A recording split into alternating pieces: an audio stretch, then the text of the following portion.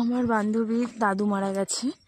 বান্ধবী উড়িষ্যা থেকে এসছে ওর দাদু মারা গেছে বলে। তাও দাদুকেও লাশ দেখতে পাইনি। আর ওর জামা কাপড়, ওদের সব জামা কাপড় কাচা হয়েছে। তো আমি বান্ধবীর সাথেই দেখা করতে এসেছিলাম। তখন ও বললো একটু হেল্প করে দে। প্রচুর জামা কাপড়